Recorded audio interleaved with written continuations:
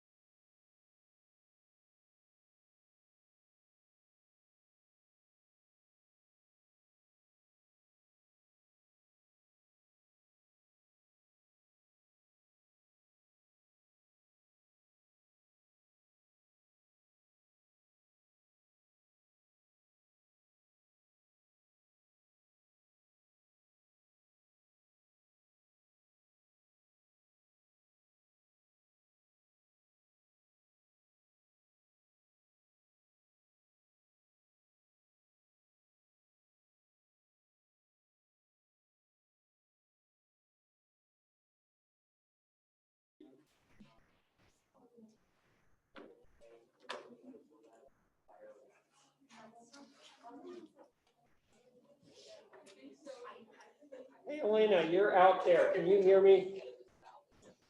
Yeah, I can. Wait, where are you? You can? Say something again. I'm remote today because of back pain. I sent you Wow, an you're email. actually coming through our big speakers. That's pretty cool. Okay, so you can hear and see, okay?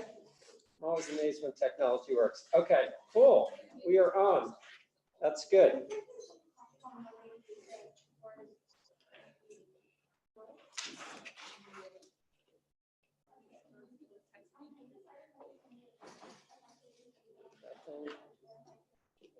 Start up here.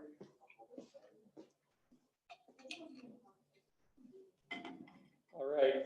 Hey, Elena, just say one more thing so I'm sure you're on, because we're not looking at you on the screen. Oh, you guys aren't seeing what's on my screen, so you do have a little bit of a problem. Why is that? Why is that? It's always a problem here. Let's just see. Let's see, share screen. Share that screen.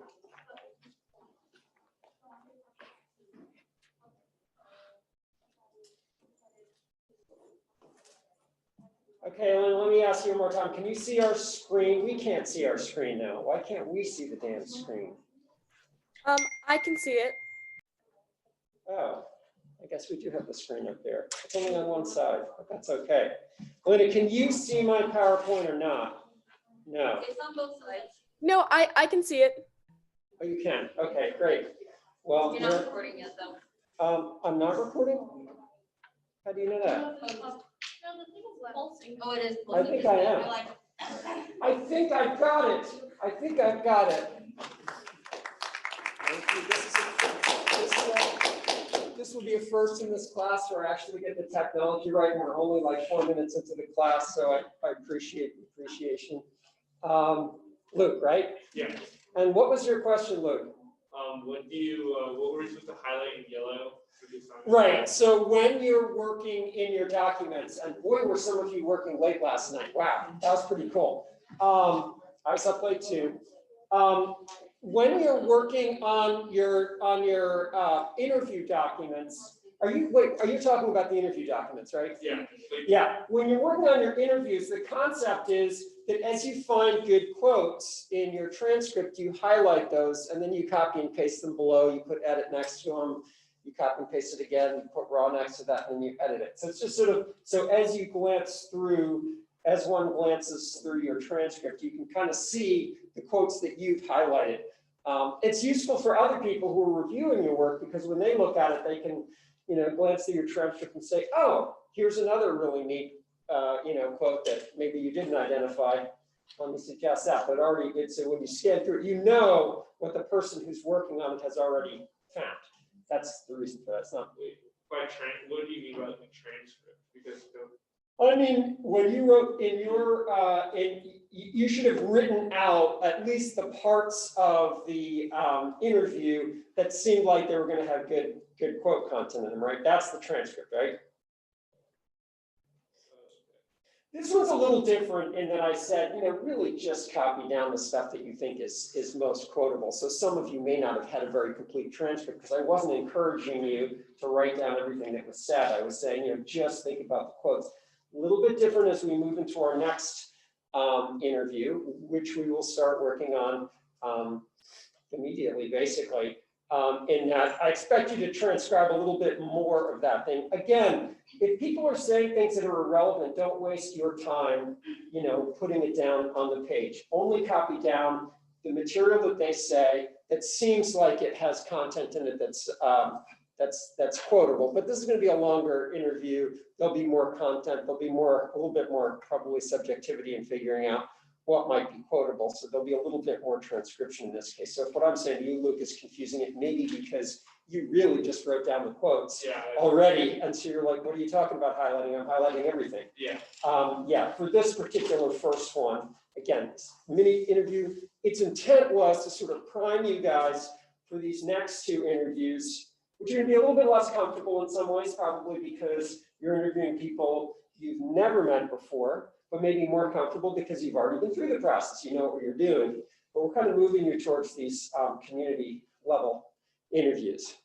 I will say I've tried to step back and not look at what you've done too much because I want you guys commenting on each other. That's your assignment for today, is to give your group members feedback on what they've done. But I have glanced through what you've been creating, and I will reiterate the comments I made earlier. Comment number one, you guys are finding some really cool stuff, and I think you're really getting your head wrapped around the idea of these communication principles and how do I target my content to sort of effectively convey the core communication principles. Some of them are not yet as focused on local as they should be. They're not as targeted on our actual target audience, which is the community members in Oberlin, as they should be. And many of them are still too long and could be edited down to make them both more effective and just easier to take in quickly, which is really what we want. Remember, we're really leveraging the psychology of relatively passive intake of information. That priming video is key to thinking about this. You want information that as people are walking by a screen and they see a quote and they see an image, they're sucking up information whether they think they are or not. I mean, that priming video is exactly the one with the advertising execs who were completely manipulated into this idea that they thought was their own idea. That's exactly what we want to do in this situation. We want to give them information which helps them feel positive about the community, helps situate them in a place where they think that a good and right thing to do for the environment and for the community is what everyone is doing, and therefore what they should do. That's what we're trying to do in this. And you really want to sort of keep that larger goal in mind when you think about content here. All right, hadn't meant to start with questions on that, but any other questions on that assignment before we go? Actually, I'm going to say more about that in a second.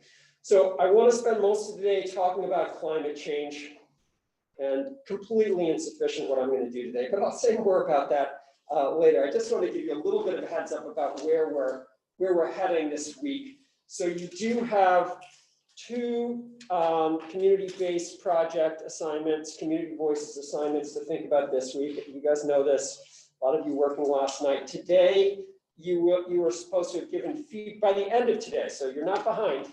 if you haven't quite done this yet. You're supposed to have given feedback to group members on their quotes and their slides, and that feedback goes in the transcript document. Yeah, so you want to be thinking about how effective are they. Give them your perspective on how effective they're being at accomplishing the core communication principles. That's your job as someone giving feedback to a fellow member of your group. Now, Thursday, we begin this exciting process, and I note that so far, no one has, probably because you're busy working on other things.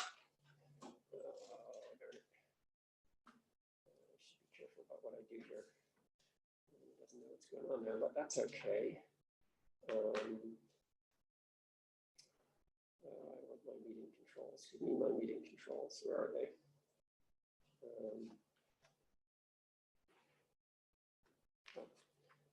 Share screen.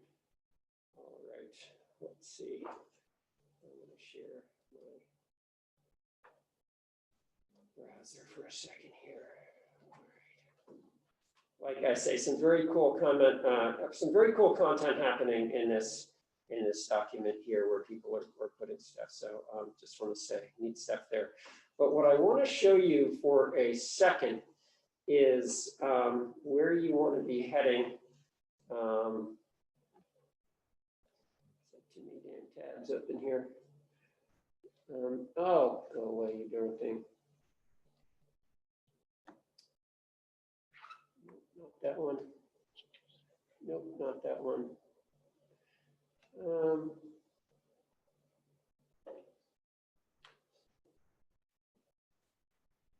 Well, okay, so here's your project timeline.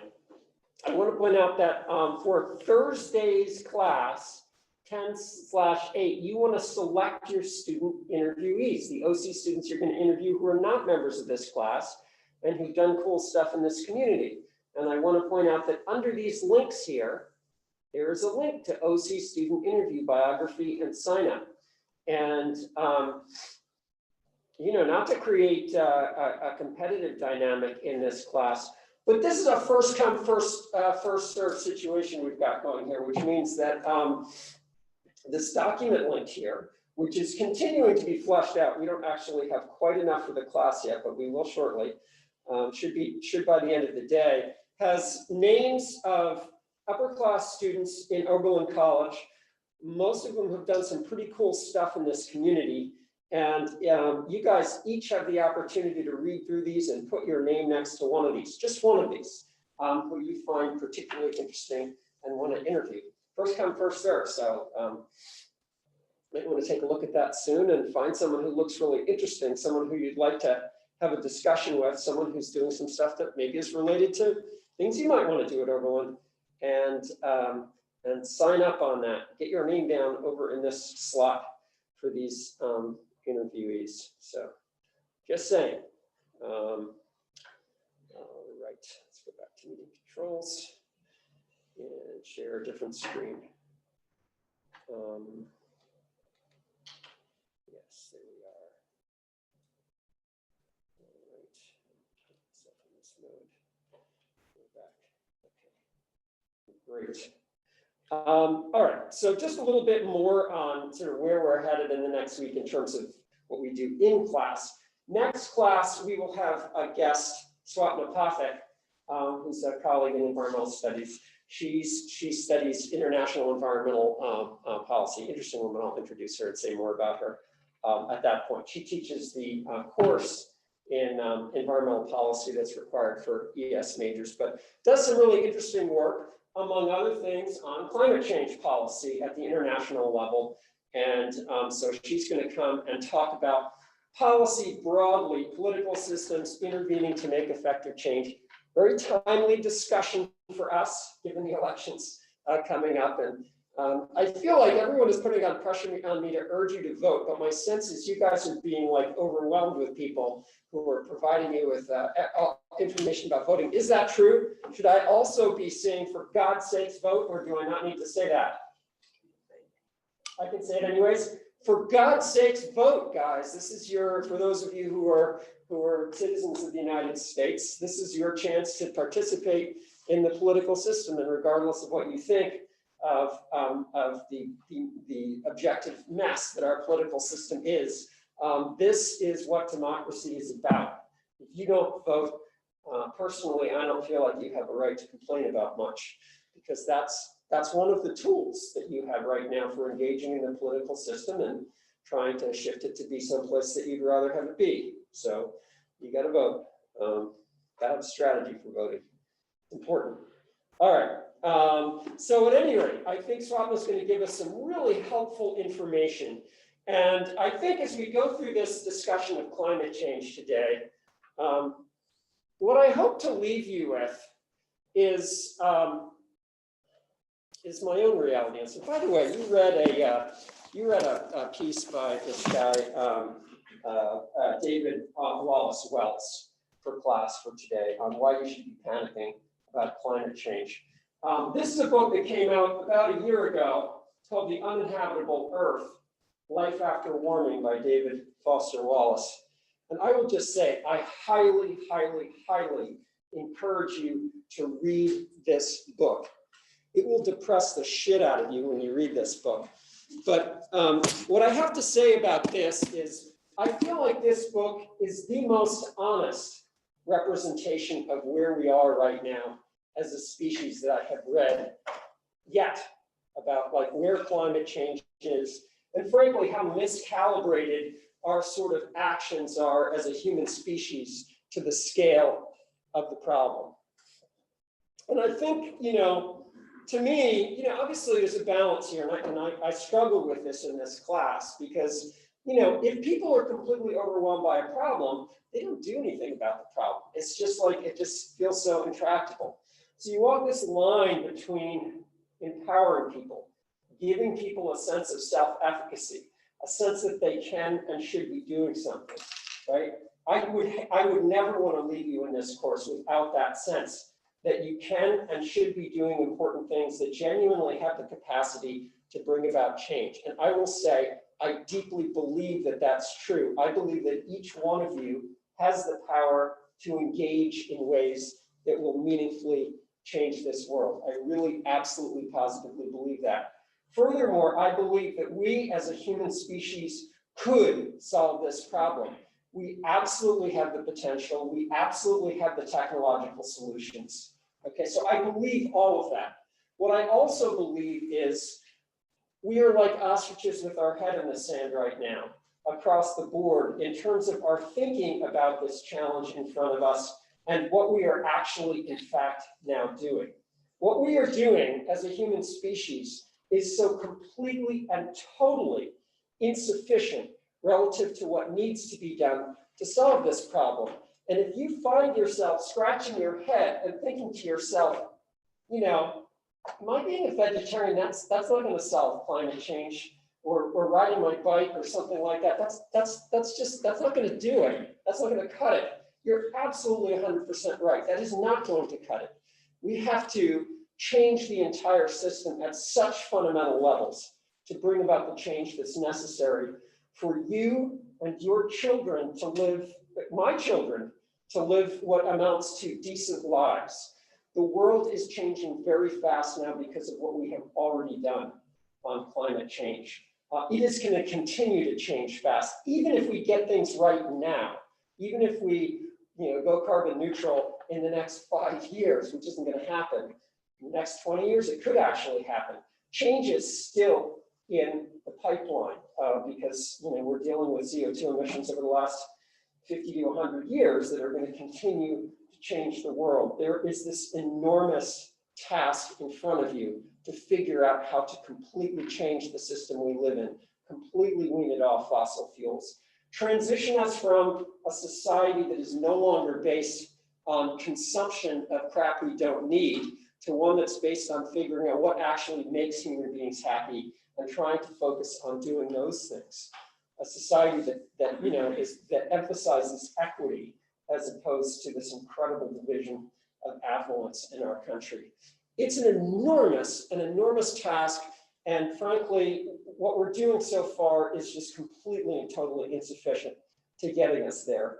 But the other thing I'll say, this is always a preface to talking about climate change, The thing I'll say is there are enormous opportunities for being creative and hopeful in this process of trying to make this world a better place. It's not at all clear, to be honest, that we will be successful in this endeavor. All I'm saying to you is I think we can be successful.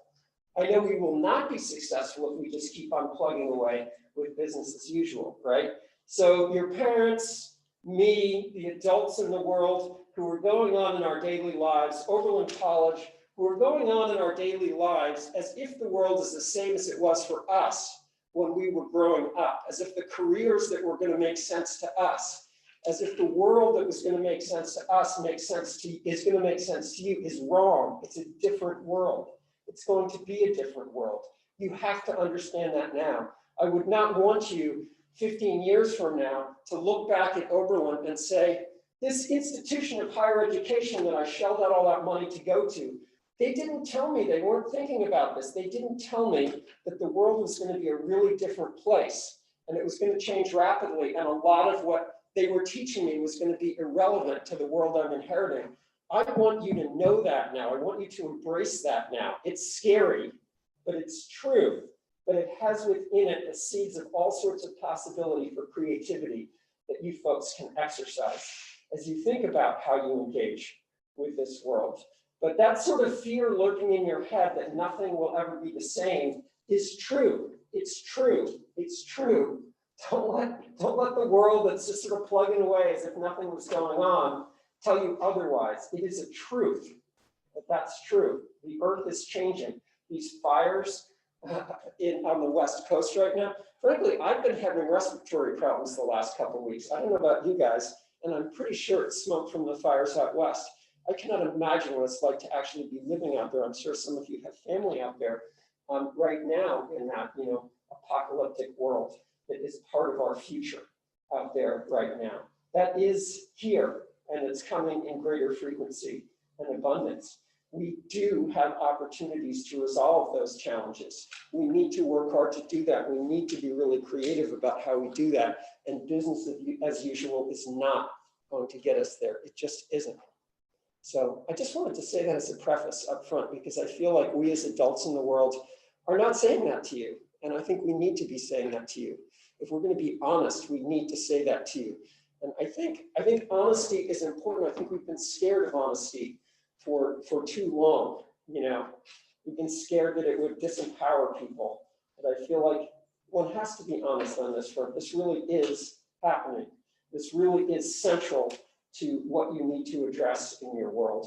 And together with it, all of the racial injustice, all of the economic injustice that we have right now, those are problems that are fundamentally linked to each other. When you talk about injustices, everything about climate is enhancing injustice in this world.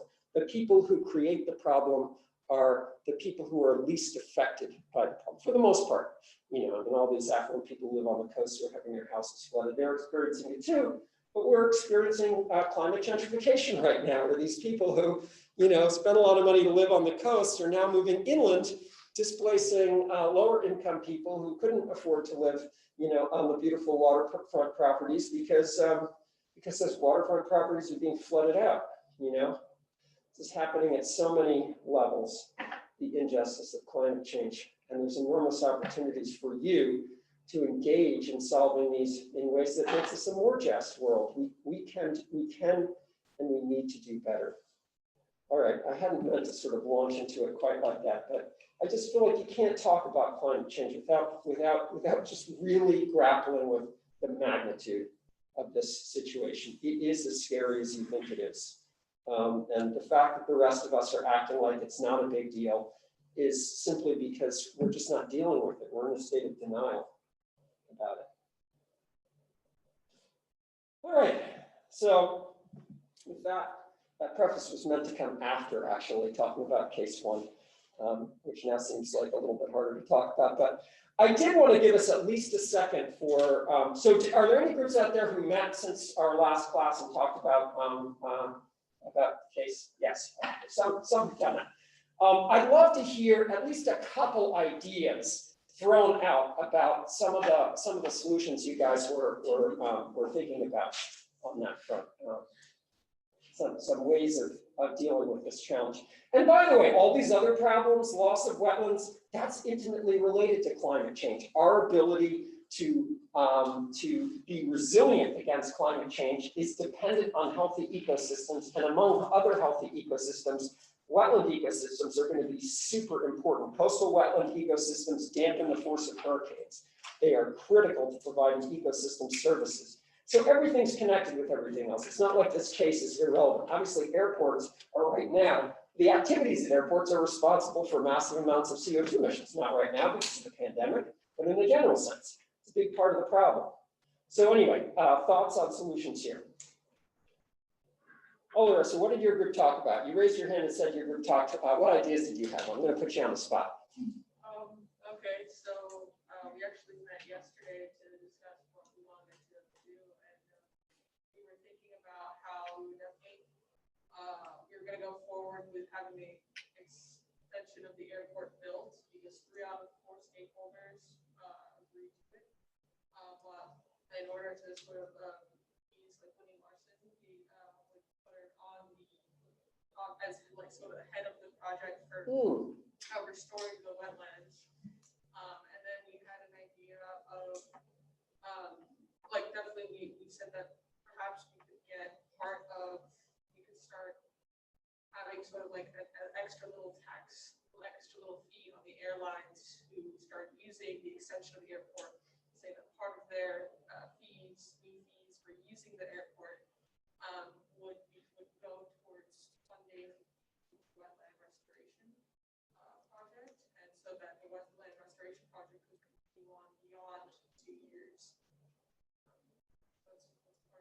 Wow, you guys had an incredibly rich discussion here. I'm not even going to repeat all the things you said because you touched on so many areas of revenue stream that could allow you to expand a credible resource responsible for mitigation, going ahead with it.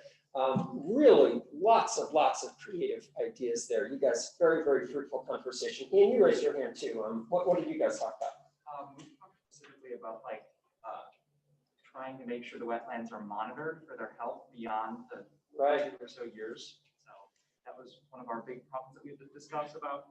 And then we also talked about how the runoff from the airport is going to change.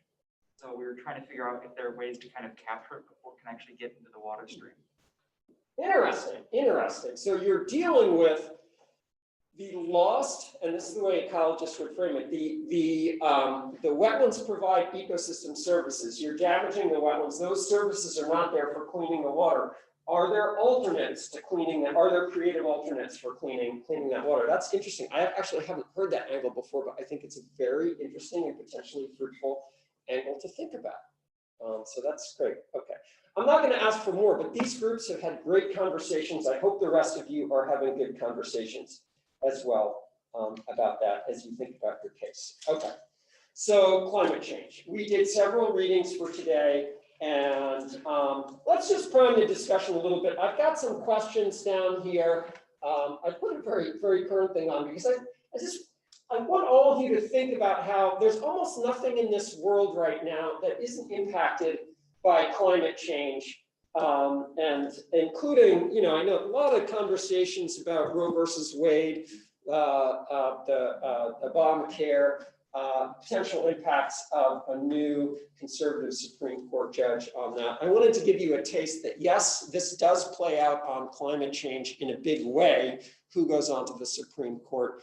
The Massachusetts versus EPA ruling is actually the critical piece of policy context that allowed the EPA to regulate CO2 as a pollutant. That was a major, major win for the environmental movement when the US Supreme Court in Massachusetts versus EPA ruled that the EPA could regulate CO2 as a pollutant. Big deal because most people, the other side was saying, well, see, it's not a pollutant, it's a plant fertilizer, which is true, it's a plant fertilizer. It's not a pollutant in the sense that we think of other pollutants. But it is a pollutant, Supreme Court ruled, that does have impact on human lives. And so that was very important. That could be reversed or undermined depending on how the court goes. So everything is connected with climate change issues. But let me just sit on these questions here for a second. And if anyone wants to comment on any of these things, what are the contexts in which you talk about climate change? How much do you guys talk about climate change? We'll do a little poll here. How many of you, hands up, talk about climate change every day of your life with at least someone?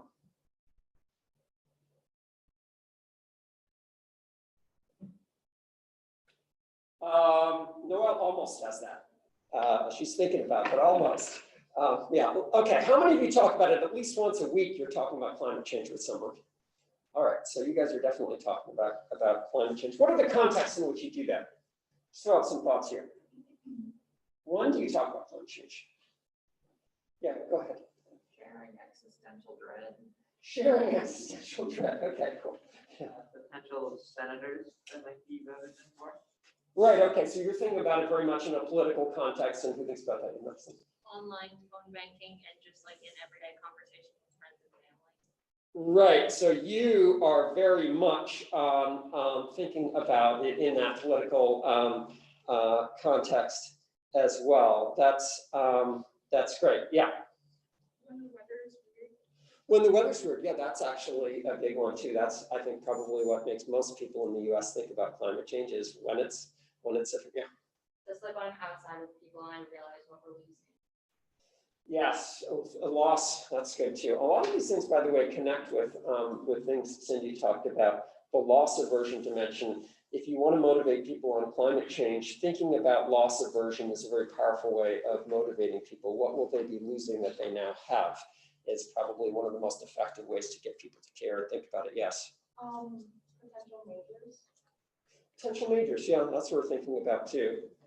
I will say, I teach in environmental studies, and I like it when students want to major in environmental studies, but obviously there's a swath of disciplines at Oberlin which could prepare you very effectively, depending on your particular skill set and interests, to be in a position to do something positive on climate change. And environmental studies is most certainly not the only one of those majors, which could put you in a good position to actually do something on that. All right, cool. How are you processing your concerns and your fears? Anyone willing to be personal here? That's a pretty personal question. Yes. A lot of crying. Oh, Emma, a lot of crying. Okay, that's cool. I feel like sometimes I use humor as a coping mechanism. Like if the weather's weird, I'm like, oh, climate change. Like, That's a good, healthy human response. is it not healthy? But I really don't. I've just been spending a lot of time sad and angry recently. Sad and angry. Yeah, I guess for all of us, the question is, how do you cope with grief? And frankly, I haven't found a good way of sort of addressing that in this class, because I do feel like that's one of the most central things we need to do, is to figure out how do we grieve in a way that is concurrently empowering for action, because there's a tendency when you grieve to pull in and close down, and that's not going to actually make the world a better place. How do you grieve in a way which is somehow empowering? I do not know the answer to that question. I've just spent a lot of time being angry that a lot of us are not on the same page. And Right. there is still a lot of denial, even when Right. presented with facts, and just being angry and confused about that. Yeah, I feel like I've gone through the same thing you have, Madison, in a sort of historical perspective. And personally, and this is just a very personal thing, I've come through to the other side of that about not actually feeling like it's very important to convince a large segment of society that climate change is real or happening. I no longer actually feel like that's important to me or important politically. I feel like we need critical mass of people who are actually going to do something, and that many of the people who may not believe in climate change, they actually still, vast majority of US population, Republican, Democrat, believes that a lot of the solutions to climate change, AKA renewable energy, are good things, and that we should be doing those things. And I feel like more time spent not worrying about the fact that there are people out there who are still climate deniers but figuring out how can we get to yes on solutions that will solve climate change, even if they don't believe it's happening, is good. Yeah. All right. What gives you hope? Let's just hope and empowerment. Let's leave on that one before we do this. Yeah. That there is like-minded people, particularly youth, that are doing whatever they can to address this, especially when you see them and they're usually like I feel that they tend to be in underrepresented groups, and that just shows how people power usually is greater than top 1% power that are usually homogenous, rich white males. Yeah, so you're saying both youth and diversity in your answer, and I actually find this to be incredibly encouraging myself. I do find that really an inspiration to me. So I can tell you want to say something. You do, don't you? Oh, I was just gonna echo that and just say, like, whenever I do work with Sunrise and everyone is just really pumped and happy to be there and happy to do, like, even making, they're happy even making a little bit of change, even though we know that the goal that we're working towards is absolutely massive. When we can get like a 3% response rate on phone banking, like everyone in the call just loses it, and it's just, I don't know, it's really inspiring that people care this much and are willing to chip away at it until it's what we want. Yeah. Well, I think it's like whenever a small like piece of news talks about, like earlier this year when the biggest hole in the ozone layer closed, like just little things like that reaches everyone. Yeah, you do need to. You obviously need to. You need to find hope. Something interesting in what these folks are saying about like engagement with Sunrise and small things. I think I'm going to just suggest to you that it's important to distinguish between small things that are personal actions and small things that are engaging you with the larger world, and encourage you to do the personal actions mostly because I think they help us retain sanity. But do the small things that are about engaging with the larger world, because those are much more likely to actually result in impact. And you don't need to be the one who transforms the world, but you probably do need to be the one who's engaged with that movement to transform the world, even if what you're doing is a small piece of that transformation. But as I've said many times in this course, I think the environmental movement in the United States has blown it, and on a number of levels, but I think one of the ways they've blown it, and I do think there's a little bit of a larger, I won't say conspiracy here because I don't believe in conspiracy, but I believe there's a corporate angle to this notion of the 100 simple things you can do that are all about your personal lifestyle choices, I think has been a pretty intentional distraction from engaging in community building and politics, even if the engagement is small. You guys are working on these community voices slides right now. You might be saying to yourselves, God, this tiny little message here, designed to affect the community, that's going to have such a tiny impact. But what I'm saying to you is, like the phone banks or anything else, what distinguishes that from, the things you're doing that are strictly personal, the stuff you're buying, is it is about engaging with the community. It's teaching you lessons about how one engages in the community in order to affect change. And it may be small, but it has the potential to affect other people. It's the affecting other people that's really critical to effective engagement that actually could be transformative in nature. So, most of us are not going to be the people who, get recognized for changing the world. We're going to play some smaller role, but think about where you fit in that role you can play, and think about where your leverage points based on your skill sets. Again, we didn't get a chance to talk a whole lot about story stuff, but at the end of the story stuff talks a little bit about where do you fit? How do you fit in the system? Where is it that your own particular interests and skills could engage with leverage points in that system, small places that could have big impacts in that system? And I think you really want to sort of think hard about that. All right. So now I'm actually going to talk about climate change for the other half of the class. And this is not a course on climate change. I'm not hoping you come out of today with some deep understanding of the science or the politics or that. I think actually most of what we've already just talked about is probably more important than that. But I just want to give you a little bit of a heads up. You guys know what climate change is. Very important. People always get confused about weather versus climate every time the weather is good and it seems normal. People are like, well, climate change isn't happening. Something bad happens. Oh my God, it's climate change. Someone mentioned when the weather's bad, it's natural. That's the way we think about things. We think about things short term. The short-term variability in weather is weather. The long-term change in patterns. So those are the planting zones up there in that slide. Those are when you order plants, when you think about what you're going to plant as an agriculturalist, you think about these bands. These are the bands that, you know, we sort of base our agricultural system on.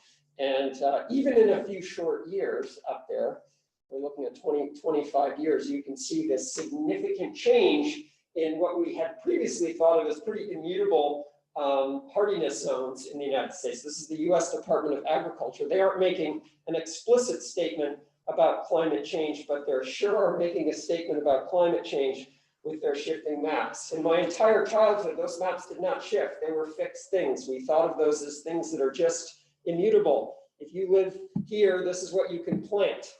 If you live there, that's what you can plant. Not true anymore. They're shifting and they will continue to shift, creating opportunities for some people, a lot of economic damage for other people, but that's just a reality. That is climate change. You guys know the Earth receives energy from the sun, high quality energy and shortwave radiation. It converts it into heat when it's absorbed by the Earth. As we talked about when we were talking about thermodynamics, the role of the Earth as a biophysical system is to degrade energy. It's taking high quality energy, light energy from the sun, degrading it into heat, and then trying to disperse that heat, emit that heat. All of the weather patterns, everything else are just a manifestation of the second law of thermodynamics. A system is receiving high quality energy, it's degrading it to low quality energy. And everything about the way the climate changes is just a manifestation of the second law of thermodynamics. Because we put this blanket of greenhouse gases around the Earth that makes it more difficult for infrared radiation to escape from the Earth, the system is adjusting the way, the patterns in which it dissipates energy. All of these changes we're experiencing are because we've changed this little shell of gases around the atmosphere, in the atmosphere, that affects how easy it is for heat to escape from the Earth. We've made it a little bit more difficult for heat to escape from the Earth.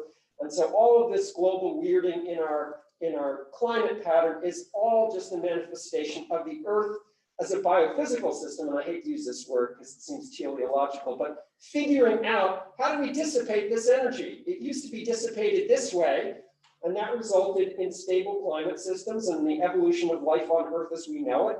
But now, because it's harder to dissipate that energy, it's going to dissipate a different way. And that's going to result in more extreme storms. It's going to result in more wetness, more dryness in various places. It's changing the conditions. It's all just a function of the Earth as a biophysical system trying to dissipate that energy that we receive from the sun and doing it differently now because our atmosphere is different.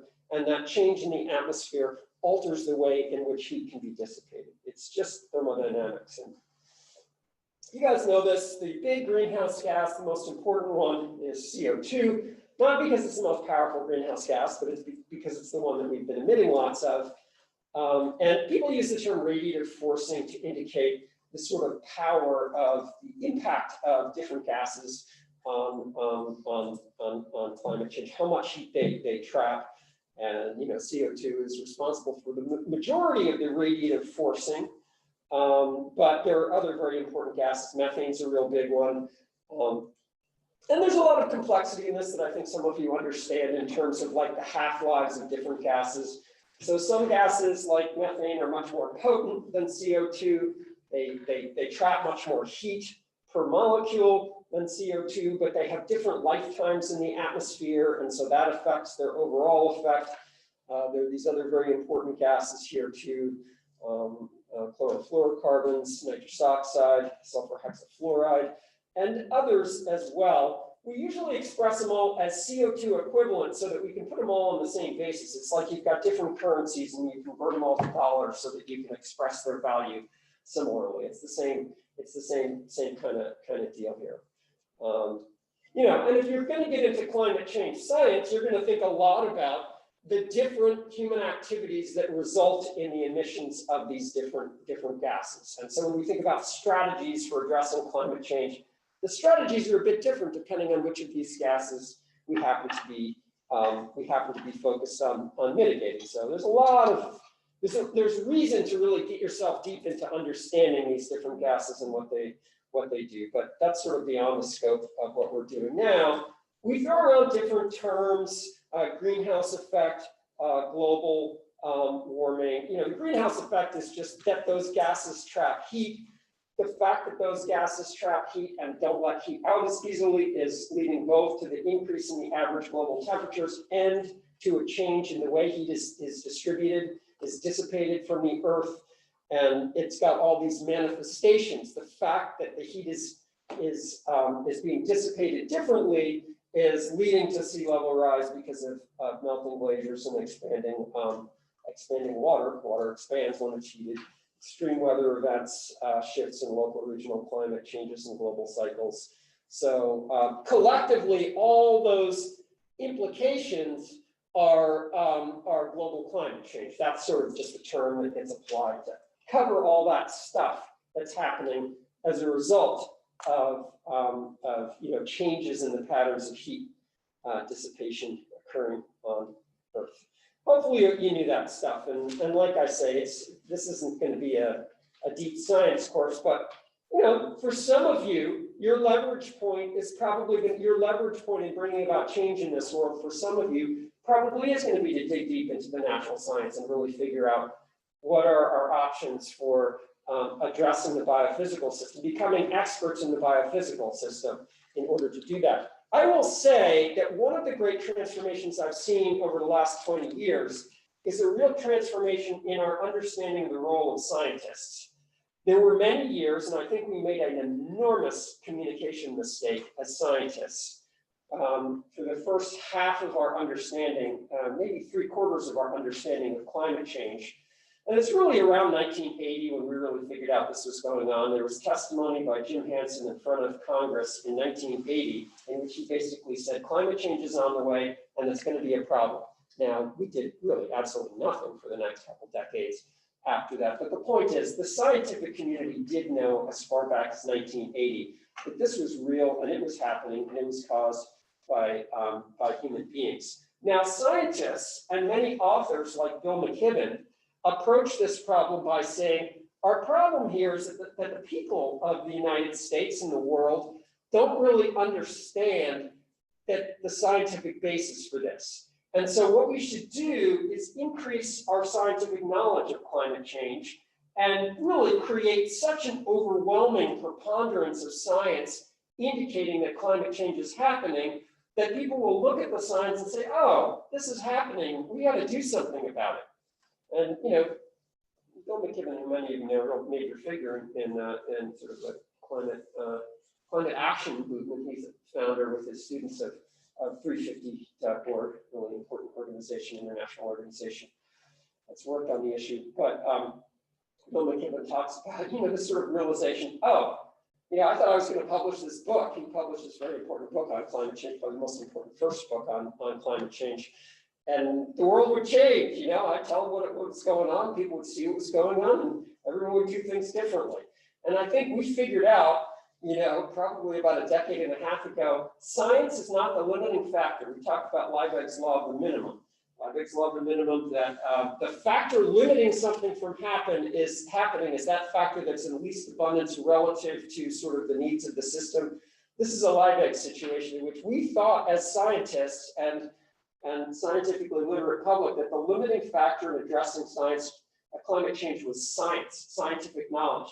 Turns out that is not the case. We have known plenty about science, about what's going on for decades now, and it hasn't resulted in change. The fact that the scientific community has had a consensus on the problem and the solution for decades hasn't resulted in change.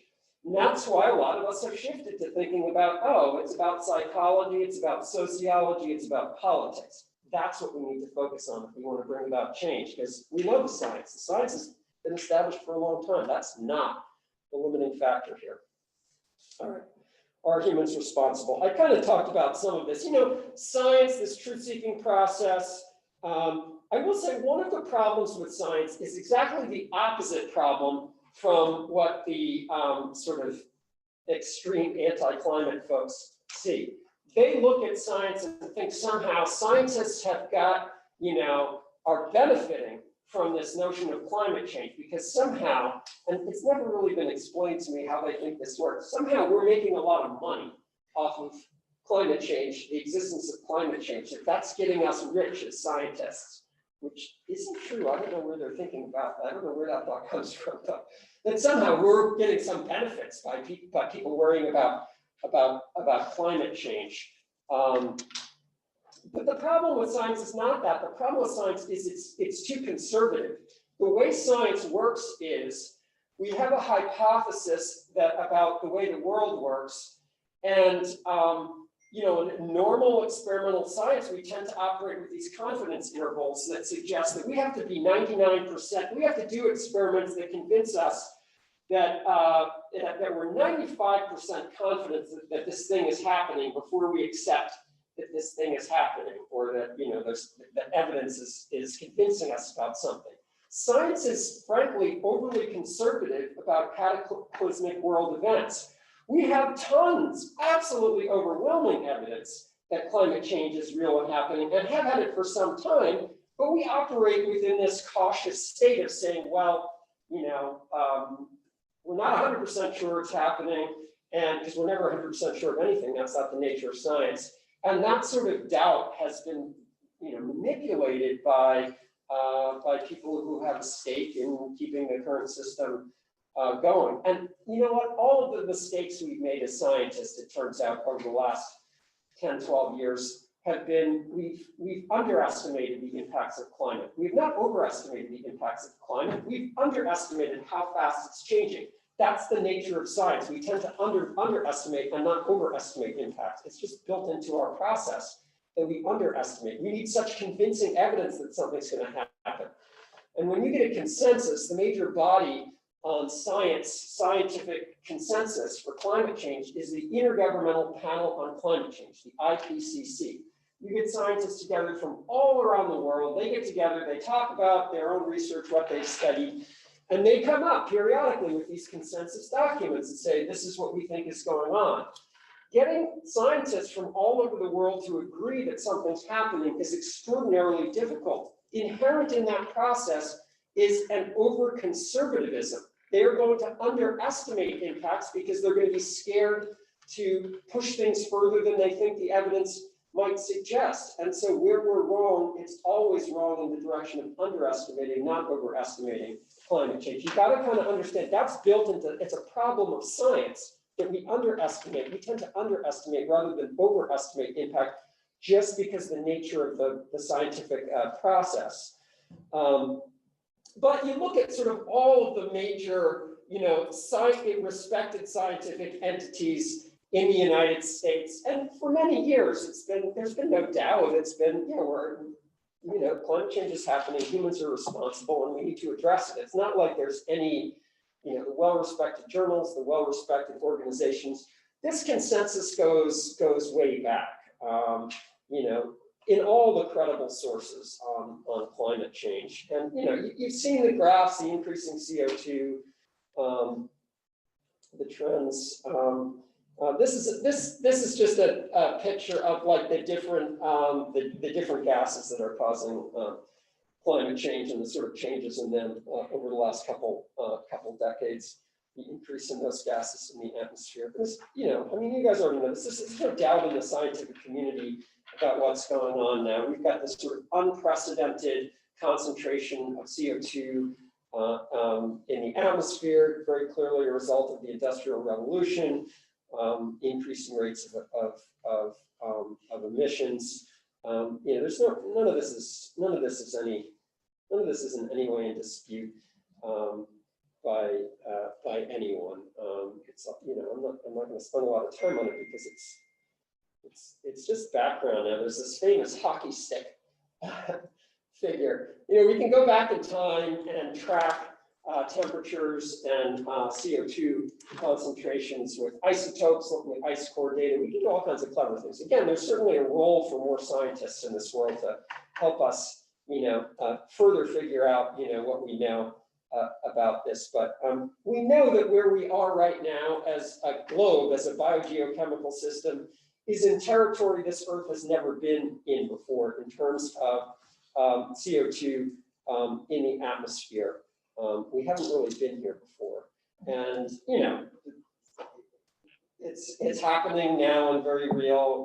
Last year, second hottest year on record, all of the hottest years in the last decade. It's all there. All right, so let's shift a little bit. So we know the problem's real. I probably didn't need to spend a minute on that because you knew the problem was real. Important to think about where the stuff is coming from. If you're thinking about, hey, how can I engage with this system in order to solve the problem? Obviously, you're going to need to think about what are the major sources of the problem and what can I do about that. Electricity and heat are really important. We heat buildings, we use electricity in buildings. That right now for Oberlin College, as you've gotten a taste of already in this course with our guests, the issue of heating this college, electricity we've solved because as we discussed in my tour, we now have green sources of electricity for Oberlin. So everything running right now is carbon neutral. All this lighting in here, the whole show we're running right now is carbon neutral. We got the electricity side solved. There's a lot more work to do on that for reasons I can explain, but it is genuinely carbon neutral sources of electricity we're running this place on right now. We need to run the entire country, the entire world on carbon neutral sources of electricity. Heating right now, it's natural gas. Frankly, that natural gas is almost certainly fracked natural gas, which in addition to climate change problems, has all sorts of other horrendous problems. That is what we're working most hard on right now at Oberlin College, is trying to get off that piece of it. Agriculture, big piece of the picture here, as many of you know. All the fossil fuels that go into agriculture. There's also a lot of methane emission, nitrous oxide emissions from land use, farming land use. So there are a couple different greenhouse gases associated with agriculture. All of the fossil fuels plus methane from cows burping and stuff decomposing, and nitrous oxides from soil. Industry, big part of this. Transportation, and by the way, you'll see lots of these diagrams that show you what different parts of society are responsible for different pieces of CO2 emissions. Almost none of them agree with each other, and you might be asking yourself, well, why can't they get their act together, these environmental people, and give us something that looks the same on all of these? It's because it really depends on what you count in each of these sectors, and different people create charts that count things in different categories.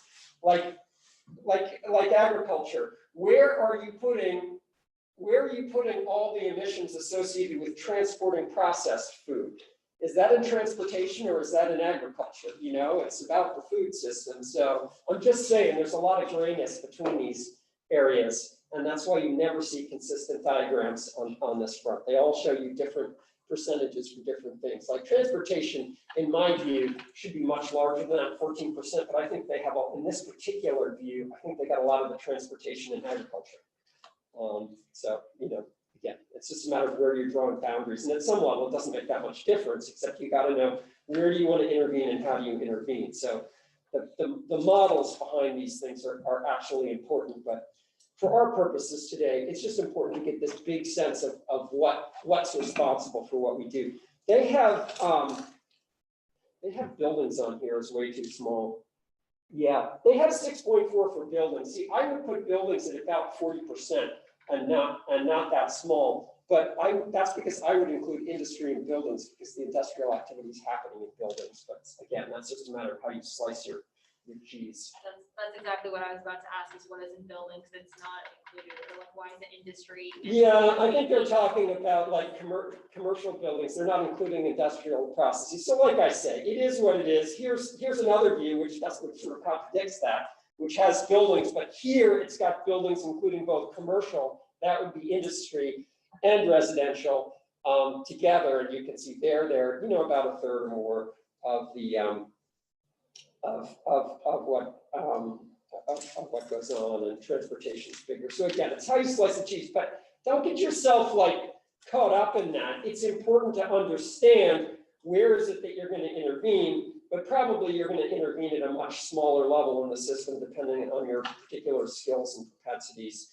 But here, this graph on the bottom is sort of a time series showing, how these things have changed over time in terms of which pieces of this are responsible. We'll talk a lot more about buildings later in this class as an entity here. So you can think about like what activities are responsible. You can also think about what sources are responsible, which is sort of the emphasis of this slide. What are we using for our energy system? And, petroleum versus natural gas versus coal versus non-fossil fuels, transitions between those. Again, I don't need you to sort of memorize these. I want you to just understand. You can think about climate change from the perspective of what's the end use that's responsible for the emissions, what's the sources that we're using that are responsible for them, and you can intervene in this system in a variety of different ways to address these. That's all I'm trying to sort of communicate with the data I'm showing you right now.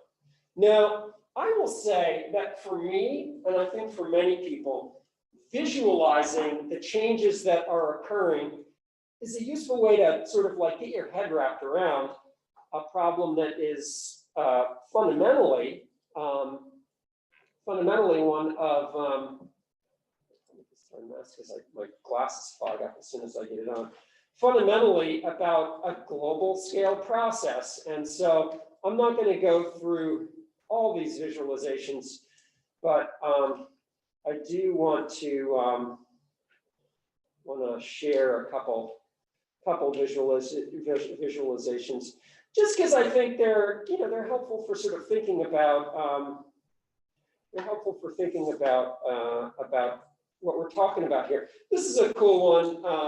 This is what you're looking at here is actually patterns of CO2 concentrations in the atmosphere and sort of swirling around, going by over the course of the year. It really doesn't matter what year, it happens to be 2006. Although the patterns in CO2 you would see swirling around in a given year would be very much influenced by fire. So if we happen to be looking right now at the last several months, what you'd be seeing, and actually I think you just saw a little bit of that, this massive CO2 production on the West Coast. I can't remember what fires happened in 2006, but you would be seeing a massive blob of red around the western edge of this end of this country where all those fires were taking place. But again, it's a useful way of kind of actually feeling, seeing, embodying the resources that are. This is a graphic that actually became very popular as a way of depicting patterns of CO2. So what we're looking at is global patterns of temperature change. What we're looking at is patterns of temperature change. So every circle here is a year, and you're seeing the years go by. Yeah, this particular visualization got a lot of attention. So we're moving forward in time, and what you're seeing is annual average temperature each month of the year, just sort of like expanding outwards. So it's just a way of seeing a changing global temperature over time each year. This particular graph is countries with largest CO2 emissions, and let me play this for you. So this here we're going back in time, and you're seeing this sort of shift in. So what year are we at here? We're in 1868, and you can see it's United Kingdom on top here. Oops. See the U.S. rapidly growing over this, especially as we turn into the 20th century. The U.S. emerging as the major. Notice China is not on this thing yet, but watch. So you're seeing this sort of swapping of countries on the bottom. So again, this is countries with the largest CO2 emissions, but you're watching this change over time as we move now into the 1930s, forward in time from the 1930s. And we are now in 1960. Oh, China's shown up. Well, look at China swapping upwards in this as we move over time. You know, it's important if you're thinking about how to intervene, one of the most important things to recognize now is this is not about solving, I mean, obviously we have most control of the United States as people who are living in the United States. Most people here are citizens of the United States. That's what we have control over. But at this point, solving the problem of climate change,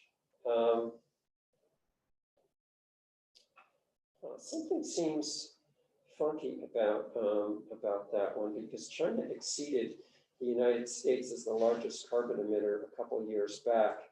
Cumulative. What's that? It's cumulative. Oh, cumulative, right, that was cumulative. So that's actually a really good one, because if you want to think about this from an ethical perspective, that is, who's responsible for what was emitted as opposed to who's responsible for what is emitted. So that's a good one. Why is this one? I agree. This is also cumulative emissions, and you can see as we look at different countries, you can see different countries. I'm going to focus on that one. Let me see what other ones here I really like. There's a whole world of great visualizations. Thinking about how you take complex information and translate it into a form that's interpretable by a non-technical audience, but more important than interpretable, meaningful and empowering to a non-technical audience is really kind of a crucial aspect of climate communication. Which one?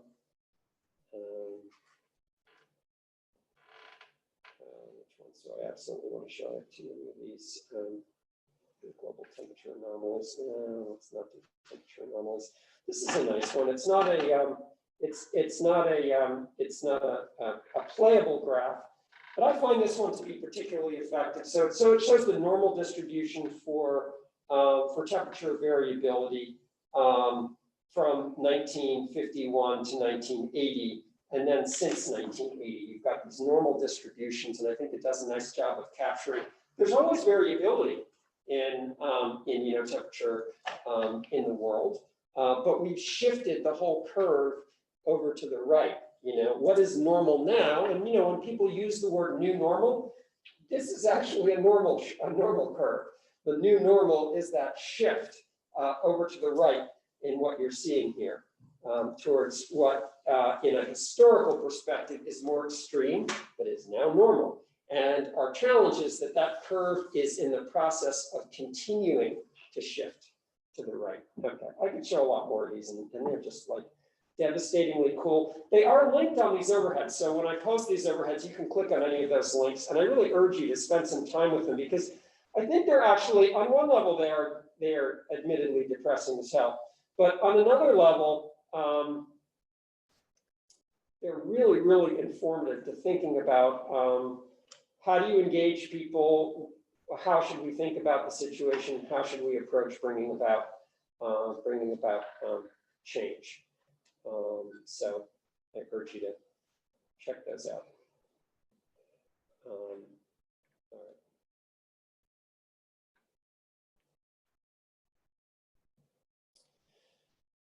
All right, each year I kind of update this a little bit to talk about what we learned, because every year we have so many new anomalies, new things that haven't happened before. Obviously, you're living in a pandemic, and you're living in the era of pandemic and Trump, in which those two realities kind of consume almost all of our brain attention.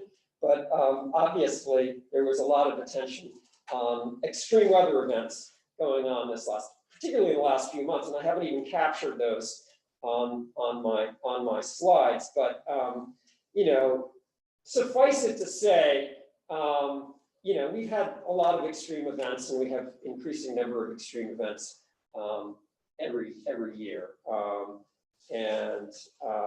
you know, the IPCC a couple of years ago, the Intergovernmental Panel on Climate Change, basically said, we got 12 years to prevent catastrophe, to try to achieve what was stated as the goal in the Paris Climate Agreement of keeping the rise in temperature below 2 degrees, ideally to 1.5 degrees Celsius by 2050 as sort of a goal. That's what we sort of agreed upon as a globe. And as you know, the Trump administration has been trying to pull us out of that agreement. As you might know, the day of the election is when we would officially be pulling out, but we certainly have the opportunity to get back into it. And I think the rest of the world is most enthusiastic about having us do so. So it's not like there's a permanent thing, but we certainly slowed down our progress significantly in the last several years. One of the things that is important to understand is that a little bit of temperature increase at this point in our history is a lot of destruction. And you can look at that in a variety of ways. You can look at it in terms of heat waves, water stress, changes in food yield. A 0.5 degree increase in temperature may not seem important because on a given day, you wouldn't notice a 0.5 degree increase in temperature. It'd be barely detectable to you. But on a global scale, a little bit of change makes an enormous difference economically, socially, in terms of justice. It's just a little bit of change makes a big difference, which is, I think, one of our challenges. Is people think, oh, a degree temperature, and I might like it a degree temperature warmer. Yeah, it's just got an enormous impact. A degree has an enormous impact on us.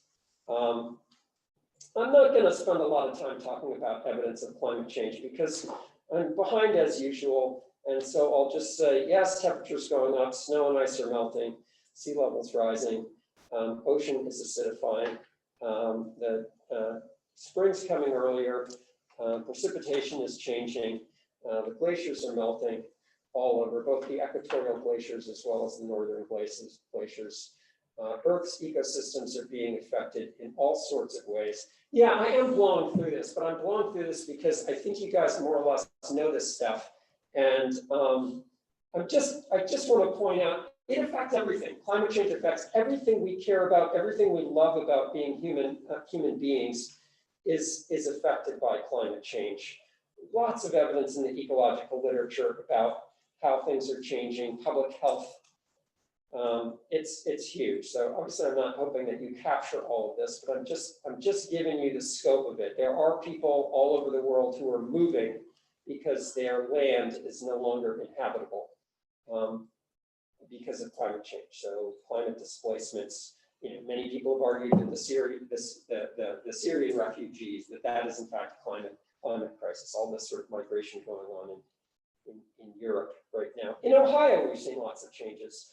As I think I mentioned on the tour, in my 20 years as a faculty member at Oberlin and in my 5 years at Oberlin, I never witnessed a year in which local farmers didn't plant. They didn't plant this last year, the fields on the north end of campus, which we leased to a local farmer because they were too wet to plant. The tractors would have sunk in. It wasn't possible to plant.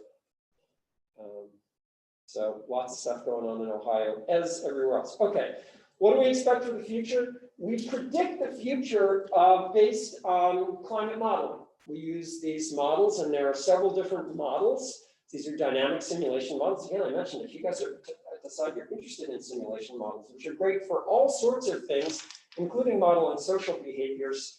I teach a course in the spring called Systems Modeling, Systems Thinking. We build simulation models. These aren't my models. These are like big science models of what might happen with different assumptions about the future. So that's how we know about the future. All right, I want to shift now to talking a little bit about our primary mechanism for dealing with it. So hopefully, you've been convinced long ago that this is a problem we absolutely positively have to deal with. It is existential. This quote here is a statement of the existential nature of that by one of our most famous climate scientists, James Hansen. I'll read it to you. If humanity wishes to preserve a planet similar to that on which civilization developed and to which life on Earth is adapted, paleoclimatic evidence and ongoing climate change suggests that CO2 will need to be reduced from its current 385 parts per million to at most 350. That, by the way, is why 350.org chose 350.org as its name. It's based on that statement. If the present overshoot of this target CO2 is not brief, there's the possibility of seeing irreversible catastrophic effects. Right. That, like I say, I think you know about, but it's a good quote. It's sort of important. All right, two things we need to do. Two things we need to do on the big scale here. One is mitigation. Mitigation is decreasing the input of climate gases into the atmosphere. So I've got my little box model here. We've got the atmosphere that has CO2 in it. That's making that arrow going into that atmosphere smaller. So by the city of Oberlin, by switching its energy sources for electricity from fossil fuel-based sources to non-fossil fuel-based sources, we are involved in mitigation. We are reducing the amount of CO2 going into the atmosphere to zero on that front. The other thing you can do with mitigation is suck CO2 out of the atmosphere. So mitigation is about changing the what's going into the atmosphere and what's coming out of the atmosphere, decreasing what's going in, increasing what's going out. All sorts of potential schemes for sucking CO2 out of the atmosphere. Most of those are not so technologically feasible. The best solution for that is planting lots of trees. But there are lots of options for reducing stuff going into the atmosphere. Adaptation, on the other hand, has to do with understanding that there's a lot of change in the pipeline and adjusting the way we live, adjusting our societies to address with that. And it just deals with the fact, and it used to be, even like 10, 15 years ago, if I was teaching this course, when I was teaching this course 15 years ago, I probably would have downplayed adaptation. And my rationale for that, and the rationale of other environmental folks, would have been, we don't want to put adaptation out there as an option because we want people focusing on mitigation. We want to actually solve the problem. And once you start talking about, okay, here's how we adjust to the fact that that there's a lot of stuff in the pipeline. Once you start talking about that, our fear was that psychologically, that would lead people to draw the conclusion, oh, it doesn't matter that we're emitting CO2, we can adjust to that. And so we downplayed that for a while. I don't know whether it was a good thing or a bad thing, but we've given up on it because it's stupid at this point. The world is like all these fires out West Coast. You can't, nothing we do, like we need to deal with the fact that the West Coast is on fire right now. We need to deal with that fact as a current reality.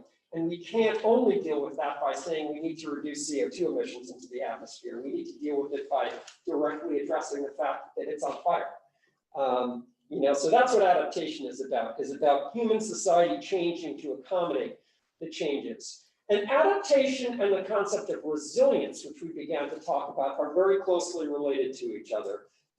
Slightly different in the sense that resilience is about really thinking broadly about what is important in our world to ourselves, what is important about the character of the system that we actually like, and what could we do to maintain that even as the world changes around us? What can we do to maintain what it means to be a caring, loving human being?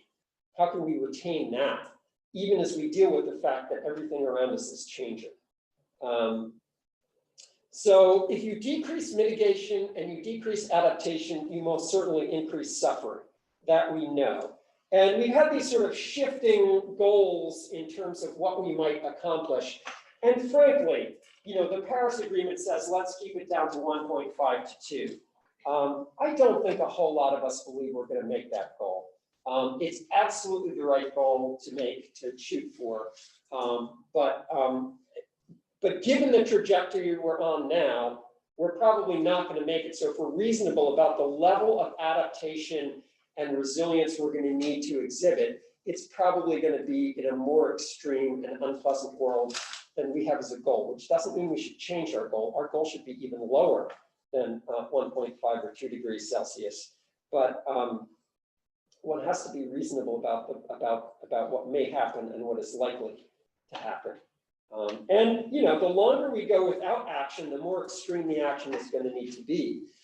Do we need a Green New Deal? Absolutely, we positively need a Green New Deal, and probably a pretty extreme Green New Deal in order to bring about, positive change. Yeah, so I mentioned the Paris Accord, which has the 1.5. Hopefully we'll be back in that agreement. Okay, so I talked about like the magnitude of the problem, and I understand that that's often overwhelming. A useful model that some folks came up with a couple of years ago, a physicist and an ecologist came up with a couple of years ago, Sokolow and Bacala, was the so-called wedge model. It's really just important to understand conceptually. Like basically they're saying, okay, so if you look at global emissions, we need to flatten them. We know we need to flatten them, and we've got a big wedge of increasing CO2 right now that we need to flatten out. And if you do business as usual, it's just going to get bigger. Their argument was, let's not think about it as one big wedge. Let's think about it as a lot of little wedges, each of which we can address through different changes in the way we do business, right? So that's where this sort of wedge model ends up being a fairly useful way to think about things. If you think about it as like, okay, so there's energy efficiency, there's electrical efficiencies, there's vehicle efficiency, there's solar power, there's wind power, there's biofuels, there's carbon capture and sequestration. None of those are the solution. They are all critical wedges in this overall solution. We need to do everything we can possibly do at the same time. There is no single solution, absolutely not. There are many, many, many solutions, but if you begin to stack those solutions, and I think at a personal level, if you can absorb the idea that there are ways that you can engage in particular wedges here. Your skills, your interests are going to put you in a position to deal with particular wedges in this problem and allow you to help address the problem in the ways that are most fitting for your particular situation. Unfortunately, as people pointed out, we have this sort of reverse wedge where we're adding these additional bad things on top of there, adding more wedges we need to deal with. And we'll talk about more wedges. I will end by talking a little bit about political solutions, just leading us into Swapna Pathak's lecture next class. So there are all of these frameworks. It's not as though we haven't been thinking about the politics of that. We've been thinking about it at the international level, the Kyoto Protocol being the first major climate agreement way back in 2005. The most recent is the Paris Agreement that I talked about. There's lots of great action occurring at regional levels. California, the eastern states of the United States, the so-called RGGI states have gotten together to take significant action in the absence of federal legislation. So there's a lot of stuff happening at that level. Even further down, governors, the city of Cleveland has a wonderful climate action plan. The city of Oberlin has a wonderful climate action plan. Oberlin College has a wonderful climate action plan. There's lots of good planning. This planning needs to occur at every scale. It's not a one-scale solution. We absolutely need international climate agreements. We need national climate agreements. We need regional climate agreements. We need local climate agreements. We need organizational agreements. All of that needs to happen to solve this problem. And you guys have the capacity to engage in all of these different levels. And I hope you do. And for God's sake, vote, because that's your most immediate option for addressing that. All right. Thank you. See you guys here on Thursday. Read this book. It's depressing, but it's really good for you. Do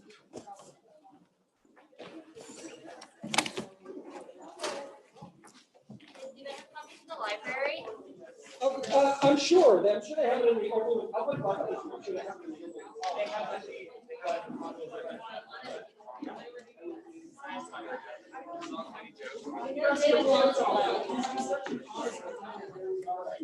I have read stuff from him before. Right, he had that famous New Yorker article, which is really just expanded.